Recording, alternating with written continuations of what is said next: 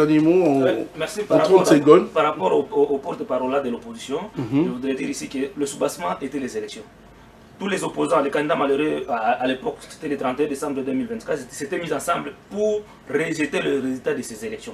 Donc ils étaient tous unanimes que les élections étaient mal 2023. 2023. Ils étaient tous unanimes que les élections étaient mal organisées et ils ont traité ça de farce électorale.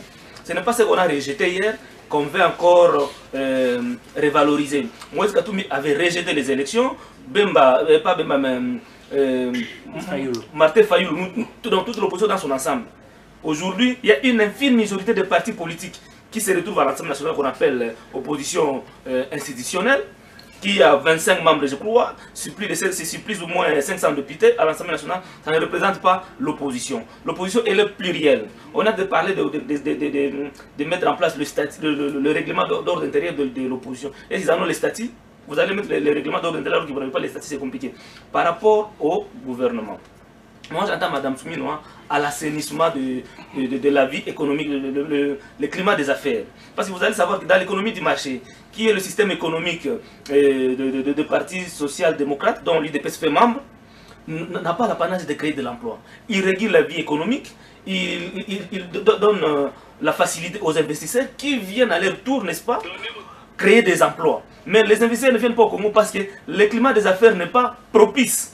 Et or, si les investisseurs ne viennent pas, c'est ça même la source même des conflits que nous avons au pays. C'est qu'on peut avoir au pays ici facilement, ceux qui nous combattent peuvent les obtenir à travers la guerre. Mais si on organise le climat des affaires, on donne des facilités nécessaires aux investisseurs de venir, ils vont créer de l'emploi. Quand il y a l'emploi, nous avons des salaires qui nous paient bien, ça nous permet de consommer. Et quand on consomme, ça booste la production. Nous sommes ça a une incidence sur notre monnaie. Merci beaucoup. M. Serge ici a épinglé. Voilà, merci beaucoup. Vous avez parlé, chers invités. Merci pour votre collaboration. Il faut dire également un fait qui reste une épine sous les pieds de Congolais.